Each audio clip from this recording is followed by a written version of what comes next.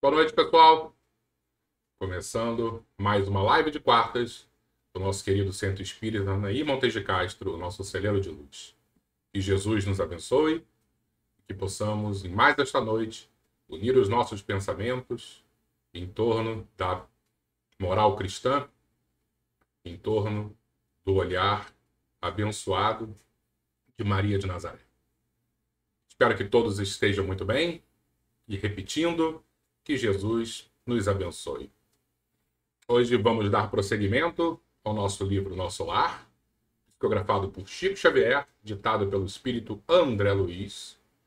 E lembrando que o nosso querido companheiro, personagem principal deste livro, o médico Carlos Chagas, também conhecido com seu pseudônimo por André Luiz, ele já está trabalhando e nesse início de jornada muitas curiosidades surgem, muitas perguntas, muito aprendizado. Hoje, por exemplo, um daqueles capítulos que geralmente, quando estamos falando sobre o umbral, falando sobre temas mais ligados a essa esfera inferior do plano espiritual, nós nos utilizamos, principalmente nesse caso específico que vamos ler hoje. Eu não vou dar muito spoiler, não. O único spoiler que eu vou dar é que é uma senhora que é resgatada e ela achava que tinha sido resgatada do purgatório. Então, o que hoje eu pensei em a gente fazer? Falarmos um pouquinho dentro de uma visão mais católica sobre o que é o purgatório e o que é também o inferno, justamente para tirarmos algumas dúvidas, para depois, quando a gente entrar na leitura do livro, termos esse embasamento teórico um pouquinho maior e compreendermos com mais profundidade essa visão da nossa querida doutrina. Mas antes disso, dar aquela olhadinha para ver quem está aqui conosco. Deixa eu mudar a minha tela aqui. Várias pessoas já estão aparecendo aqui. Socorro, tudo bom, Socorro? Um grande beijo para você e para seu Carlos. Espero que vocês estejam muito bem. Luciane, tudo bom? Muito boa noite, bem-vinda. Tereza, tudo bom, Tereza? Espero que você esteja muito, muito bem. Silvia, minha querida Silvia, estava com saudade de você. Como é que você está? Tudo bem? Marisa, super beijo para você, Marisa. Vovó Maria Terezinha, tudo bom? Manda um beijo, por favor, para Tiago, seu neto que eu gosto tanto. Oi, Elizabeth, muito boa noite para você, bem-vinda. Edson Mota, muito boa noite, Edson, bem-vindo também. Denise, tudo bom, Denise? Manda um beijão para a Lorraine, estou com saudade dela. Amanhã, se Deus quiser, estou de volta na reunião de quinta-feira, e aí eu falo com ela pessoalmente. Neia, tudo bom, Neia? Grande beijo e bem-vinda. Neia tá sempre com a gente aqui, hein, Neia? Que bom. Maria Cecília, minha filhada, como é que você está, meu amor? Um beijão para você. Albertinho, meu irmão espiritual. Falei bastante com o Albertinho já hoje. É sempre um prazer, hein, Albertinho? Saiba que você é meu grande amigo, hein? E geralmente quando eu estou assim um pouquinho perdido, eu recebo uma ligação sua, recebo uma mensagem sua e me dá um ótimo ânimo. Muito obrigado. Eu acho que podemos iniciar, né? A gente vai devagarzinho, as pessoas vão chegando e vão acompanhando aqui a nossa introdução e depois a leitura do livro. Então, o que eu preparei para a gente? Vamos falar, como eu havia dito, sobre essa visão mais católica, tá? E depois a gente vai pular para a visão espírita. Mas para entrarmos nessa visão mais católica, temos que voltar bastante no tempo. Porque falar, por exemplo, de inferno e purgatório, principalmente de inferno, nós temos que voltar muito, muito no tempo para fazer um apanhado histórico que vai na formação, vamos dizer assim, do judaísmo, tá? Então, vou pegar uma imagenzinha aqui. Esse é o conhecido crescente fértil. É a forma dessa meia-lua, né? Uma lua crescente. Por isso que é chamado de crescente fértil. Então, as primeiras civilizações surgem aí. Aqui à esquerda você tem o Egito, mais lá à direita você tem a Mesopotâmia, tá? E aí ao centro você tem, tá escrito pequenininho aqui, Jerusalém. Então, mais à direita, na Mesopotâmia, ali está escrito Babilônia, mas abaixo da Babilônia existia uma região chamada Suméria. A Mesopotâmia, onde hoje é o Iraque, tá? Só para a gente ter essa noção atual. Então, na parte mais ao sul da Mesopotâmia, era a Suméria. Existia uma cidade chamada Ur. E lá nessa cidade existia um homem chamado Abraão. Muito provavelmente era o líder de alguma tribo, tá? Nessa cidadezinha chamada Ur. Ele acaba recebendo um convite de Deus, né? Provavelmente ele seria um grande médium, recebe uma informação, ele atribui a Deus, e essa mensagem, esse recado, essa ordem, era que ele saísse de Ur com o seu povo e fosse até a Terra Prometida. E a Terra Prometida, como a gente já ouviu diversas vezes, não com Abraão principalmente, mas principalmente com Moisés, que também faz um retorno à Terra Prometida, é a chamada Canaã. Então ele vai pegar o seu povo e vai... Eu estou encurtando bastante a história, tá, gente? Mas aí ele chega onde hoje é a Palestina, o Estado de Israel, e ali no mapa nós temos Jerusalém. Então, ele vai retornar. Ele vai caminhar até essa terra prometida, até essa Canaã. Quando chega lá, já existem povos morando nessa região, conhecidos como os povos cananeus.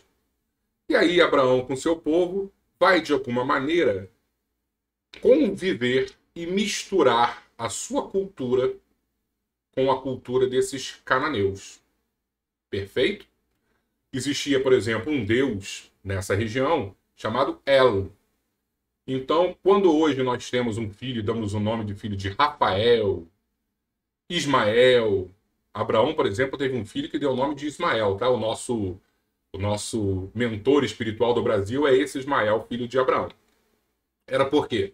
Porque existia esse Deus chamado El, e houve já essa fusão, esse sincretismo religioso com os valores que Abraão possuía e com esses valores que os cananeus também possuíam. Os cananeus tinham um hábito terrível. Eles tinham um deus chamado Moloque e faziam algumas ofertas, alguns sacrifícios a esse deus. E que era objeto desses sacrifícios? Eram as crianças. Então os pais pegavam os próprios filhos e davam para esse deus Moloque em sacrifício. Eles acabavam morrendo. Era um horror isso, né? Mas era daquela época, né? Uma época muito primitiva. Aí eu tenho até uma imagenzinha aqui, daqui a pouco eu vou colocar. Por quê? Porque Abraão, quando chega, não sei se vocês lembram disso, ou vocês de repente nunca leram a respeito e vão descobrir agora. Abraão, ele recebe de Deus uma ordem de sacrificar o próprio filho, Isaque. E ele, demonstrando toda uma fé nesse Deus, vai em cima do morro e vai sacrificar o filho. Chega no momento que ele vai matar o filho, Deus diz, não. Era só para testar a sua fé. Eu não quero o sacrifício. Então, o que hoje parece um absurdo, essa ação de matar o próprio filho, porque um Deus está ordenando, naquela época, naquela região específica, era muito comum. Tá? Deixa eu pegar a imagenzinha aqui, que essa é um dos quadros mais famosos de Abraão, indo sacrificar Isaque a pedido de Deus, só que Deus, ele acaba mudando as regras do jogo, era só para testar a fé de Abraão.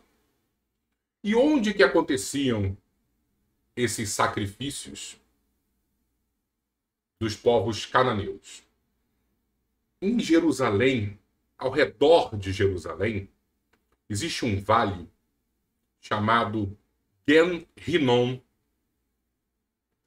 que seria o vale dos sacrifícios. Aí, daqui a pouco a gente vai ler aqui, que eu coloquei escrito direitinho, né?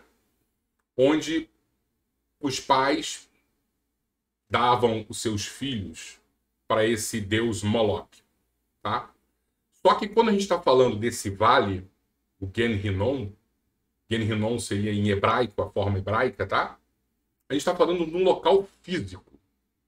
A gente está dizendo pertinho de Jerusalém, um vale onde isso acontecia. Isso trouxe tanto horror, mal-estar aos judeus que chegaram e começaram a conviver com os cananeus e depois retornaram com Moisés, e essa prática ainda existia. Eles ficavam tão horrorizados com isso, e quando eles tomaram toda a região para eles, agora, olha só, essa região é uma região dos hebreus. Esse vale foi meio que amaldiçoado pelos judeus, pelos hebreus, tá? Eu vou usar aqui como sinônimo hebreu e judeu. Foi amaldiçoado. Essa região acabou virando um lixão. Então, tudo que não prestava, os hebreus / judeus jogavam lá lixo, jogavam restos de animais, carcaça, coisas podres, estragadas, tudo era ali. Para não ficar um cheiro absurdo, eles tacavam fogo. E essa região, esse vale, vivia num eterno incêndio, vamos dizer assim. Um fogo controlado, lógico, mas era um fogo eterno. Que todos que passavam lá, desde que nasciam até morriam, aquela área, aquela região amaldiçoada, estava pegando fogo, justamente para tentar afastar os animais que iam tentar comer as carcaças dos bichos mortos, remexer naquele lixo todo. Aquilo estava sempre em chamas. Quando a gente pega, por exemplo, aí já vamos para a época de Jesus, tá? Já vamos acelerar bastante o tempo. Existe uma dominação romana, por volta do ano 70 a.C., e os romanos tomam conta dessa região da Palestina e do Estado de Israel que nós conhecemos hoje em dia. Então eles tomam conta de toda essa área e é o tal do Reino de Israel. Eles colocam um rei, Herodes, para tomar conta dessa região, mas quem mandava realmente eram os romanos. E todos aqueles que se opunham ao domínio romano, os ladrões, os piratas, quem quer que fosse, eles crucificavam e depois os corpos eles jogavam nesse vale. Deixa eu pegar só a imagenzinha, porque eu falei tanto desse deus Moloque, só para vocês verem aqui, tá? Que era o sacrifício ao deus Moloque, e em Gen Hinnom, que é o vale de Hinnom, ou em grego, que o evangelho foi escrito em grego, que era a tal da Geena, ou em grego fala-se Geena, tá? Localizado ali aos arredores de Jerusalém. Então, voltando. Os romanos, eles crucificavam os ladrões, as pessoas que se opunham ao poder, e os corpos eles jogavam também nesse vale. Já não existia mais nesse vale sacrifício de criança, tá? Os judeus, eles eram totalmente contra, eles tinham agora só um deus, não existia mais esse deus Moloque, não existia mais deus Baal, que depois foi substituindo o Moloque. Aí agora é o deus de Israel, e eles não faziam mais essas barbaridades. Mas essa região, como eu disse, por ter sido amaldiçoada há muito tempo atrás, eles utilizavam como lixão que estava sempre pegando fogo. E os romanos, quando chegaram, eles usavam essa área para jogar os corpos. Então, esse é o cenário dessa Guiena. Tá? Quando Jesus ele começa a citar a falar, a pregar, nos seus 3 anos, dos 30 anos até os 33, ele vai citar umas 12 vezes esse vale, essa guiena. Ele não cita inferno, tá?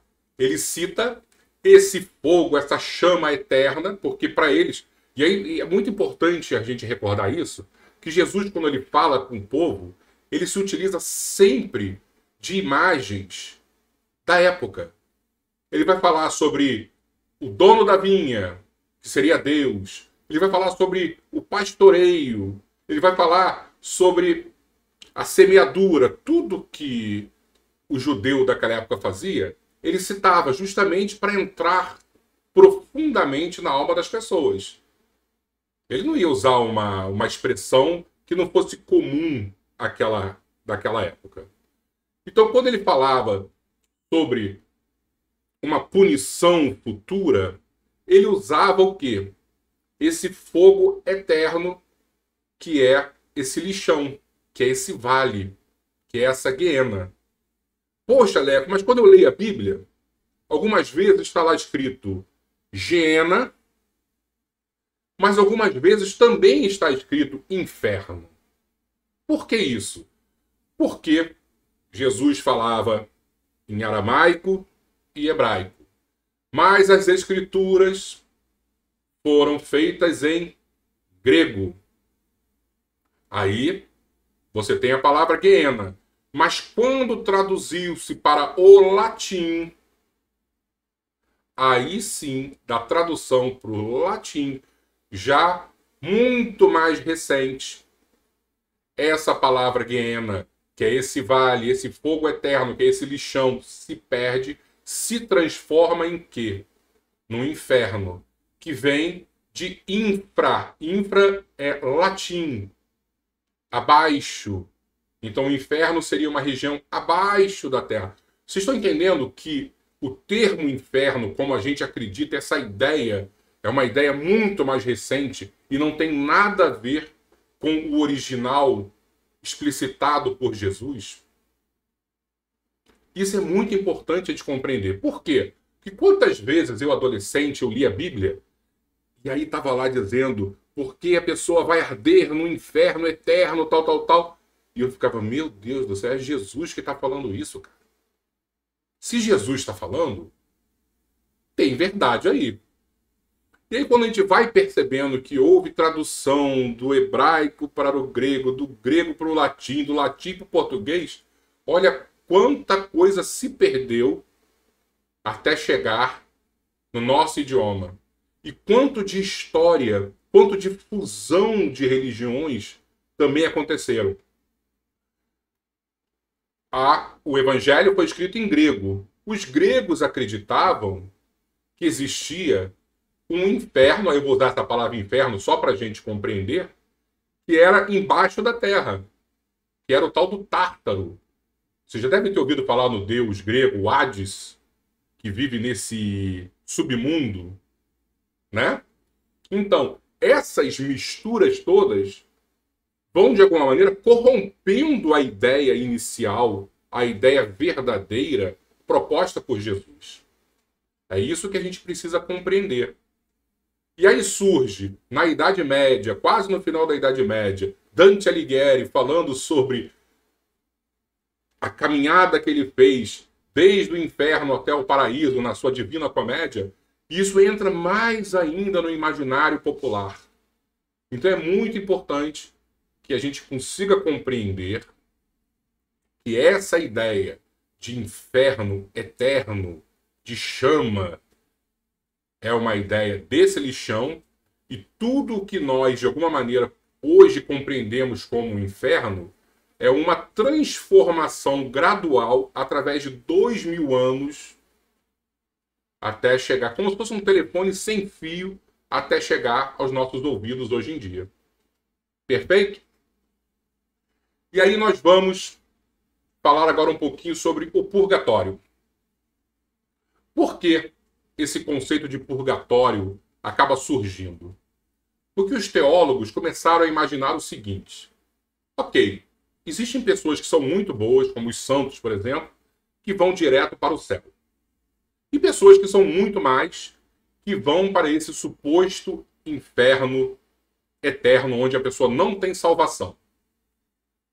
Mas e a média da humanidade, que nem é tão boa assim e nem é tão ruim assim? Vai para onde? Opa, nós temos que criar um ambiente intermediário para alocar essa galera toda, né? E aí vai surgir esse conceito para as almas, os espíritos purgarem os seus pecados e depois de um certo tempo, mais ou menos longo, alcançarem o paraíso. Isso surge num concílio de Florença, no final da Idade Média, tá? Mas é interessante também a gente parar para pensar, porque muitas das vezes nós vamos chegar, não, porque isso é uma invenção católica, surge na Idade Média, porque Jesus nunca falou sobre purgatório, na Bíblia não tem nada sobre purgatório. Calma, não é bem assim. Na verdade, esse conceito foi formalizado na Idade Média, tá? Mas esse conceito já existia, por exemplo, no Antigo Testamento. E eu vou explicar por quê. No Antigo Testamento nós temos alguns profetas, né, alguns sábios, que vão dizer que fazem orações para aqueles que já morreram. Conceitualmente, não tem sentido nenhum fazer oração para aqueles que já morreram se só existir inferno e paraíso. Se a pessoa morre, vai para o inferno e não tem salvação, para que eu vou rezar por ela? Se a pessoa morre, vai para o céu e ela vai passar o resto da existência nesse paraíso, também não precisa receber oração. Se existia oração, é porque existia, dentro desse conceito, algo intermediário. Vocês estão entendendo? Eles vão formalizar isso na Idade Média, o purgatório, mas, em teoria, já existia no Antigo Testamento esse espaço onde as almas necessitam de oração. Então, o que dentro do catolicismo é o purgatório? Uma região intermediária onde os espíritos, as pessoas que morrem, esses espíritos vão habitar para expurgar os pecados e alcançarem o paraíso depois de um certo tempo. Mas eu fico pensando assim, né? Mas, poxa, se eu vou no padre, me confesso, eu sou absolvido dos meus pecados, por que eu vou ter que ir para o purgatório e não vou direto para o céu, já que eu não estou mais com pecado? Eu já fui perdoado. Essa é uma pergunta que muitas pessoas fazem e que não compreendem. Ok, eu não tenho mais pecado. Dentro desse conceito católico, tá, pessoal? O espírita não acredita nisso. A gente só está fazendo essa comparação para a gente compreender. Ok, eu não tenho mais pecado. Mas, quando eu pequei, esse meu erro, de alguma maneira, ele gerou consequências para diversas pessoas. E o perdão que Deus me deu através do Padre não resolve esses problemas que acabaram sendo gerados. Então, vou dar um exemplo que aconteceu comigo há pouco tempo. Eu estava no meu trabalho, deixei minha carteira dentro de um móvel e furtaram um cartão de débito meu. E a pessoa, em uma aproximação, começou a gastar. Vamos supor que a pessoa que me furtou tenha se arrependido, tenha ido ao padre e falado: padre, eu furtei lá o leco, estou muito arrependido, papapá. Ah, o seu pecado está perdoado. O problema é que eu, que fui furtado, a partir desse dia que eu descobri do furto, toda pessoa que entrava na área onde eu guardava a minha carteira, falei: será que foi ela? Repararam que despertaram em mim a desconfiança, né? A ira, a raiva. despertaram o pior em mim. Então, quando ela recebeu o perdão do padre, ela recebeu o perdão em cima do pecado dela, mas não do mal-estar que ela gerou. Então é por isso que as pessoas precisam passar um certo tempo no purgatório, mesmo tendo se confessado e tendo seus pecados perdoados.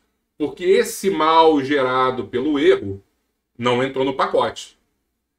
E é por isso que na Idade Média a igreja vendia as indulgências. Por quê? Porque quando ela vendia indulgência, você de alguma maneira conseguia burlar o sistema e não precisava passar tanto tempo no purgatório. O que seriam as indulgências? Orações, missas, acender uma vela.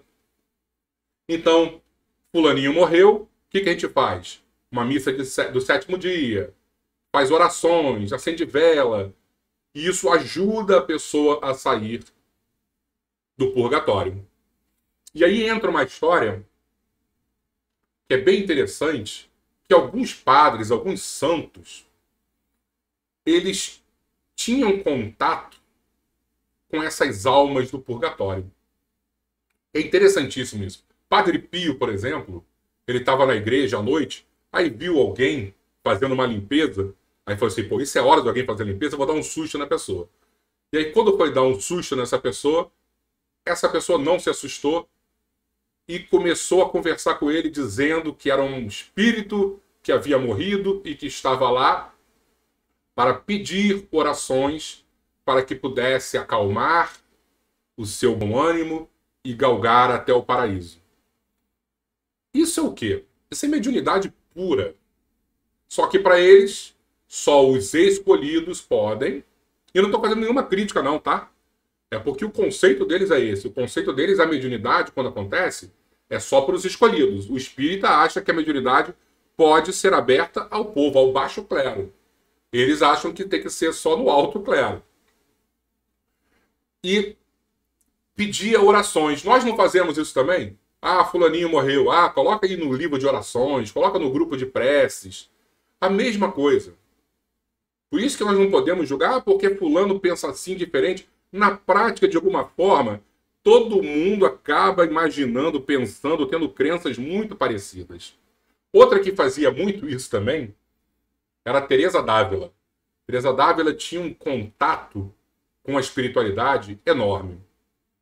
Eu lembro que, eu não sei se foi exatamente com ela, eu acho que foi. Onde ela tinha um contato tão próximo dos espíritos que dizia, olha, por favor, amanhã me acorda às 7h30, porque eu acordo um pouquinho mais cedo e faço uma oração para você, tá bom? Ela acabava usando os espíritos como despertador. Esse contato tão próximo que ela tinha com as questões mediúnicas. Ela pedia para os espíritos acordassem ela, porque aí ela faria uma prece e esse espírito, dentro da ideia católica, iria passar menos tempo no purgatório. Tá?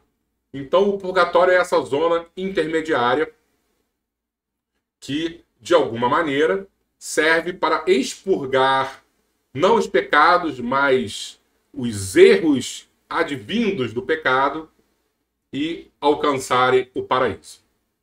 E nós, espíritas, acreditamos no inferno? Da maneira eterna, não. Mas, de alguma forma, os espíritos que já vieram trazer informações dizem que temos regiões, sim, no plano espiritual, de profundo desespero e que não existe a oportunidade de ficar entrando e saindo. Né?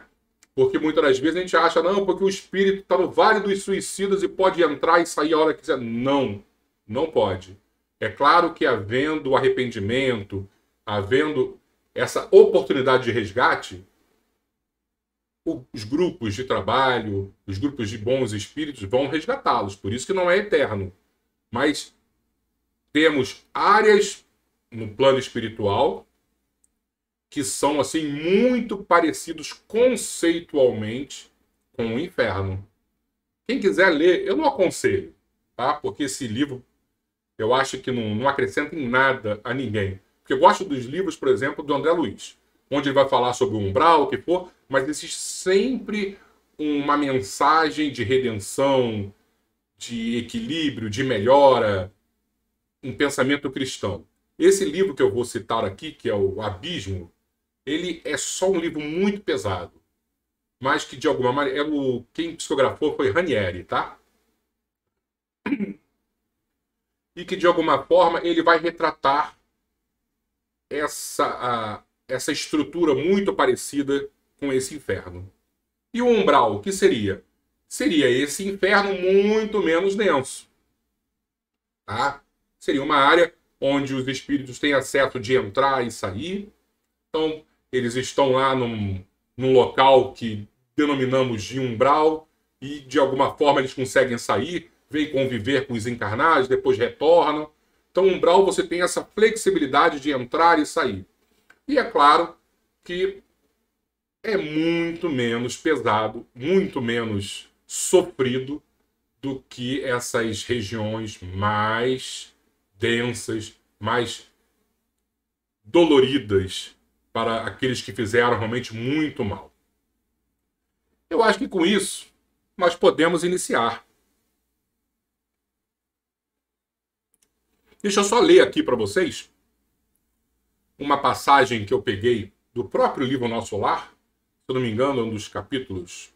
Aqui vai estar escrito. É o capítulo 12, capítulo chamado O Umbral, a página 56 do livro. E vão dizer assim para André Luiz: o umbral funciona, portanto, como região destinada a esgotamento de resíduos mentais, uma espécie de zona purgatorial. Então, o umbral seria esse tal do purgatório, onde se queima prestações, o material deteriorado das ilusões que a criatura adquiriu por atacado, menosprezando o sublime ensejo de uma existência terrena.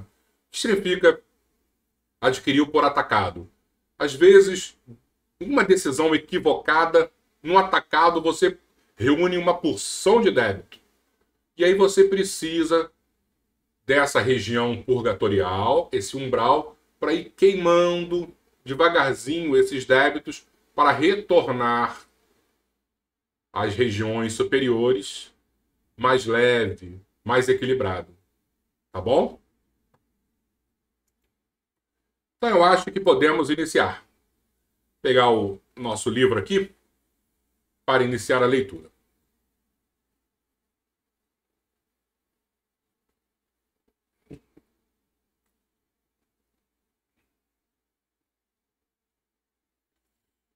Vamos lá. Os recém-chegados do umbral. Estacaram as matilhas de cães ao nosso lado, conduzidas por trabalhadores de pulso firme. Quem quiser entender o porquê de cães, semana passada nós falamos sobre eles, tá? Daí a minutos, estávamos todos enfrentando os enormes corredores de ingresso às câmaras de retificação. Servidores movimentavam-se apressados. Alguns doentes eram levados ao interior, sob amparo forte. Não somente Narcisa, Saluxo e outros companheiros se lançavam à lide, cheios de amor fraternal, mas também os samaritanos mobilizavam todas as energias no afã de socorrer. Alguns enfermos portavam-se com humildade e resignação. Outros, todavia, reclamavam em altas vozes. Atacando igualmente o serviço, notei que uma velhota procurava descer do último carro com muita dificuldade. Observando-me, perto exclamou espantada: tenha piedade, meu filho, ajude-me por amor de Deus. Aproximei-me com interesse. Cruz credo, continuou benzendo-se. Graças à providência divina, afastei-me do purgatório. Ah, que malditos demônios lá me torturavam! Que inferno! Mas os anjos do Senhor sempre chegaram. Ajudei a descer, tomado de extrema curiosidade. Pela primeira vez ouvia referências ao inferno e ao purgatório, partidas de uma boca que me parecia calma e ajuizada. Talvez obedecendo mais à malícia que me era peculiar, interroguei: vem assim de tão longe? Falando desse modo, afeitei ares de profundo interesse fraternal, como costumava fazer na terra, olvidando por completo, naquele instante, as sábias recomendações da mãe de Lísias. Lembra que a mãe de Lísias dizia para ele: meu filho, nada de curiosidade, é para trabalhar. E ele esqueceu tudo porque deu um grande interesse nele. A pobre criatura, percebendo o meu interesse, começou a explicar-se. De grande distância, fui na terra, meu filho, mulher de muito bons costumes. Fiz muita caridade, rezei incessantemente, como sincera devota. Mas quem pode com as artes de Satanás? Ao sair do mundo, vi-me cercada de seres monstruosos que me arrebataram em verdadeiro torvelinho. A princípio implorei a proteção dos arcanjos celestes. Os espíritos diabólicos, entretanto, conservaram-me enclausurada. Mas eu não perdi a esperança de ser libertada, de um momento para o outro, porque deixei uns dinheiros para a celebração de missas mensais por meu descanso. Olha aí a nossa troca, né? A gente comprando a nossa saidinha do purgatório. Atendendo ao impulso vicioso de perseguir assuntos que nada tinham a ver comigo, insisti. Como são interessantes as suas observações, mas não procurou saber as razões da sua demora naquelas paragens? Absolutamente não, respondeu, persignando-se, desculpa. Como lhe disse, enquanto estive na terra, fiz o possível por ser uma boa religiosa. Sabe o Senhor que ninguém está livre de pecar. Meus escravos provocavam... quando começou a falar meus escravos, a gente já começa a ficar assim meio horrorizado, né? Meus escravos provocavam rixas e contendas. Embora a fortuna me proporcionasse vida calma, de quando em quando era necessário aplicar disciplinas. Os leitores eram excessivamente escrupulosos e eu não podia hesitar nas ordens de cada dia. Não raro, algum negro morria no tronco para escarmento geral. Outras vezes era obrigada a vender as mães cativas, separando-as dos filhos, por questões de harmonia doméstica. Nessas ocasiões, sentia morder-me a consciência, mas confessava-me todos os meses, quando o padre Amâncio visitava a fazenda, e depois da comunhão estava livre dessas faltas veniais, porque recebendo absolvição no confessionário e ingerindo a sagrada partícula, estava novamente em dia com todos os meus deveres para com o mundo e com Deus. O que a gente estava falando da visão católica? Você se confessa e os pecados são absolvidos. O que o Espiritismo diz? Que não adianta se confessar. O que adianta é a gente se arrepender e retornar para trabalhar em nome daqueles que nós fizemos mal. Só o trabalho, só o amor cobre uma multidão de pecados. Não bastam palavras para um padre. Só o amor cobre uma multidão de pecados.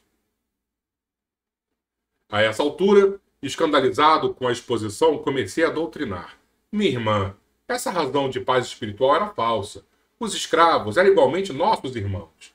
Perante o Pai Eterno, os filhinhos dos servos são iguais aos dos senhores.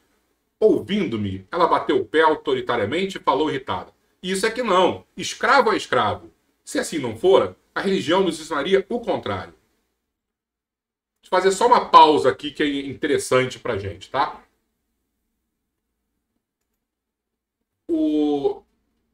Quando a gente vai assim para o início da Bíblia, nós temos lá Adão e Eva, e a gente vai passar mais um pouquinho, aí você tem Noé. Noé tinha seus filhos. Quando acaba o dilúvio, os seus filhos saem para espalhar pelo mundo a nova vida, né? Porque eu não estou entrando no mérito se aconteceu ou não, tá, pessoal? Mas essa é a história que nos é contada. Você vai ter Sem, que vai dar origem aos semitas, tanto judeus e árabes, por exemplo, são semitas. Você vai ter Jafé, que vai dar origem ao pessoal da Europa, e você vai ter Cã, que era um dos filhos, que vai dar origem aos africanos. O problema de Cã é que tem uma passagem com Noé, acho que Noé bebe mais do que o devido, e Cã ridiculariza o pai, porque acho que ele está pelado no chão. Ele foi amaldiçoado, então, por isso. Cã, esse filho de Noé, foi amaldiçoado. Como ele deu origem aos africanos, os africanos receberam essa maldição de Cã. Olha que absurdo. Então, os escravos africanos, eles tinham alma. Porque às vezes, não, porque negro não tinha alma. Não, negro tinha alma. O problema é que os negros vêm de Cã que era amaldiçoado, eles foram por tabela também e precisavam sofrer para expurgar essa maldição. Daí se justificava toda a maldade contra os negros dentro dessa tradição que para mim é completamente absurda. Ok? Vamos voltar ao nosso livro. Isso é que não, escravo é escravo. Se assim não fora, a religião nos ensinaria o contrário. Pois se havia cativos em casa de bispos, quanto mais em nossas fazendas. Quem haveria de plantar a terra senão eles? E creia que sempre lhes concedi minhas senzalas como verdadeira honra. Que bonito, né? Isso parece, né, brincadeira, né? Em minha fazenda nunca vieram ao terreno das visitas, senão para cumprir minhas ordens. Padre Amâncio, nosso virtuoso sacerdote, disse-me, na confissão, que os africanos são as piores entes do mundo, nascidos exclusivamente para servir a Deus no cativeiro. Olha a ideia aí do padre que vem de questões bíblicas, tá? Pensa, então, que me poderia encher de escrúpulos no trato com essa espécie de criaturas? Não tenha dúvida. Os escravos são seres perversos, filhos de Satã. Chego a admirar-me na paciência com que tolerei essa gente na terra. E devo declarar que saí quase inesperadamente do corpo por me haver chocado a determinação da princesa, libertando esses bandidos. Ela está falando da princesa Isabel, né, com a Lei Áurea, que ela ficou tão horrorizada que morreu em relação a isso. Decorreram muitos anos, mas lembro-me perfeitamente. Achava-me adoentada, havia muitos dias, e quando o padre Amâncio trouxe a nova da cidade, piorei de súbito. Como poderíamos ficar no mundo vendo esses criminosos em liberdade? Certo, eles desejariam escravizar-nos, por sua vez, e servir a gente dessa laia. Não seria melhor morrer? Recordo que me confessei com dificuldade. Recebi as palavras de conforto do nosso sacerdote, mas parece que os demônios são também africanos e viviam à espreita, sendo eu obrigado a sofrer-lhes a presença até hoje. E quando veio, perguntei. Em maio de 1888. Então, se esse livro foi escrito ali, aconteceu essa história em 39, né? Você faça as contas aí, vejam que ela passou um bom tempinho nesse purgatório. Experimentei estranha sensação de espanto. A interlocutora fixou o olhar embaciado no horizonte e falou: é possível que meus sobrinhos tenham esquecido de pagar as missas. Entretanto, deixei à disposição em testamento. Olha as indulgências que a gente falou lá atrás. Ia responder, convocando-lhe os raciocínios da zona superior, fornecendo-lhe ideias novas de fraternidade e fé. Mas Narcisa aproximou-se e disse assim, bondosa: André, meu amigo, você esqueceu que estávamos providenciando alívio a doentes e perturbados? Que proveito lhe advém de semelhantes informações? Os dementes falam de maneira incessante e quem os ouve, gastando interesse espiritual, pode não estar menos louco. Aquelas palavras foram ditas com tanta bondade que corei de vergonha, sem coragem de a elas responder. Não se impressione, exclamou a enfermeira delicadamente. Atendamos aos irmãos perturbados. Mas a senhora é de opinião que estou nesse número? Perguntou a velhota melindrada. Narcisa, porém, demonstrando suas excelentes qualidades de psicóloga, tomou a expressão de fraternidade carinhosa e exclamou: não, minha amiga, não digo isso. Creio, porém, que deve estar muito cansada. Seu esforço purgatorial foi muito longo. Justamente, esclareceu a recém-chegada do umbral. Não imagina o que tenho sofrido torturada pelos demônios. A pobre criatura ia continuar repetindo a mesma história, mas Narcisa, ensinando-me como proceder em tais circunstâncias, atalhou. Não comente o mal. Já sei tudo que lhe ocorreu de amargo e doloroso. Descanse, pensando que vou atendê-la. E no mesmo instante, dirigiu-se a um dos auxiliares sem afetação. Você, Zenóbio, vá ao departamento feminino e chame Nemésia, em meu nome, para que conduza mais uma irmã aos leitos de tratamento.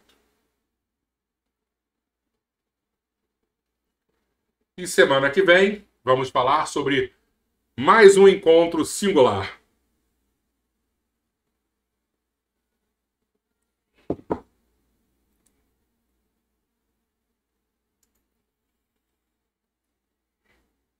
Espero que vocês tenham gostado. porque esse capítulo é muito, muito interessante, até porque nos traz diversas reflexões, né? Tanto reflexões teológicas, históricas e principalmente reflexões morais. Se esquecermos que o amor é a única forma de cobrir os nossos pecados, vamos acabar todos nós em terríveis sofrimentos, que não adianta confissão ou qualquer outra fórmula mágica, senão a transformação íntima. E para a gente encerrar, eu queria contar uma história muito rápida para vocês, já que a gente já conversou há poucas semanas sobre isso, e dizer o porquê de eu não acreditar neste inferno eterno. Porque o Espiritismo ele é veemente contra a essa situação de penas sem perdão, de penas sem nenhum tipo de ajuste. E aí vale a gente lembrar também, não sei se vocês já leram o livro Brasil, Coração do Mundo, Pátria do Evangelho. Humberto de Campos começa narrando o encontro de Jesus com Eliú. Eliú é um espírito que, só pelo fato de conseguir ter contato com Jesus, já é nos passado a sua evolução. E quando pegamos historicamente, Eliú seria avô de Gamaliel. Gamaliel era o professor de Paulo de Tarso. E a escola rabínica de Eliú era muito famoso nessa época, assim, pré-Cristo, das suas teorias extremamente doces e que, de alguma forma, Eliú foi um dos que trabalharam a terra para receber o Mestre Jesus. Esse querido companheiro nosso tinha, apesar de ser judeu e, como eu disse, anterior a Jesus, a concepção de que não existia um inferno eterno. Que Deus era tão bom e nos amava tanto que é claro que de alguma maneira e em algum momento ele nos perdoaria. E o Espiritismo vem justamente fortalecer essa ideia. E o Espiritismo, quando a gente começa a estudar, começa a compreender, nós temos a percepção perfeita de que é a religião mais confortadora que existe. Então eu sabia, por exemplo, que uma mãe, um pai, um filho desencarnados, eles estão amparados, eles vão receber ajuda, que a morte não existe, que um momento nós vamos nos reencontrar. Isso é extremamente reconfortante. Mas só isso não nos transforma. A verdadeira transformação, a verdadeira libertação, ela vem do pensamento cristão. O cristianismo é libertador. Então, toda vez que eu penso no inferno, que é eterno, e que de alguma forma as pessoas vão estar lá sem nenhuma assistência divina,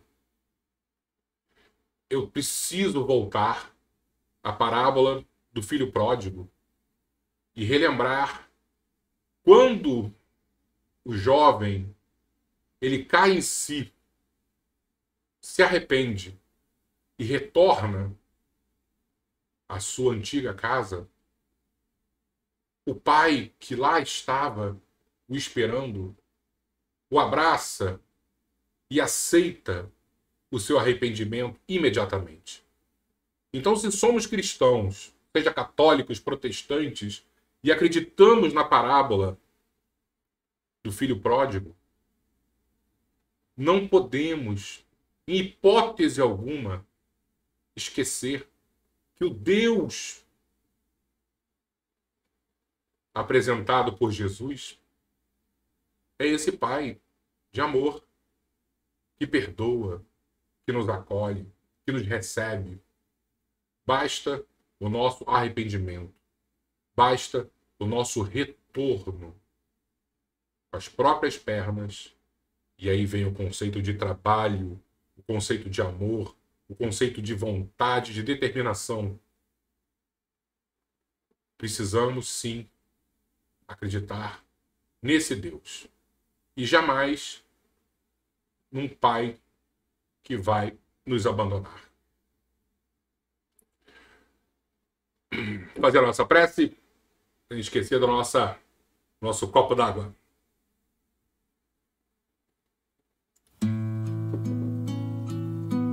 E hoje a nossa imagem será desse pai que recebe de braços abertos o filho arrependido. Quantas vezes em nossas vidas vamos achar que os nossos erros são imperdoáveis, que as nossas quedas serão eternas, porque não teremos forças para levantar. Quantas vezes vamos criar a figura de um pai rancoroso,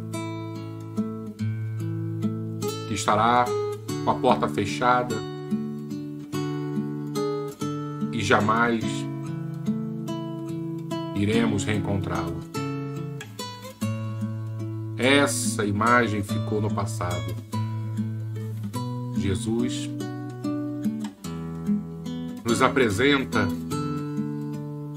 esse novo Criador, que é profundo amor e bondade, e que basta nosso arrependimento para sermos recebidos de braços abertos. Então as nossas orações, as nossas preces, as nossas súplicas de hoje serão para aqueles que ainda não compreenderam a força deste retorno ao lar. Basta mudarmos a direção do nosso barco para que vejamos a luz do sol que nos busca incessantemente. E essa luz é a emanação desse Pai que há muito, muito tempo busca os nossos corações, mas que infelizmente ainda não compreendemos. E é para isso que estamos aqui hoje, para todos juntos orarmos e que essa certeza do perdão entre nos corações de todos aqueles que de alguma forma abandonaram momentaneamente a companhia do Pai zeloso. Fiquemos com Ele, hoje e sempre. Com Maria Santíssima e com Jesus, o nosso Mestre e Guia. Assim seja, Senhor.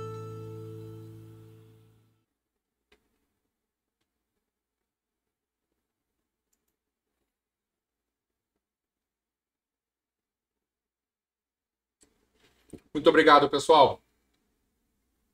Que Jesus nos abençoe e que possamos, em todos os momentos de nossas vidas, ter a certeza de quem é esse Pai.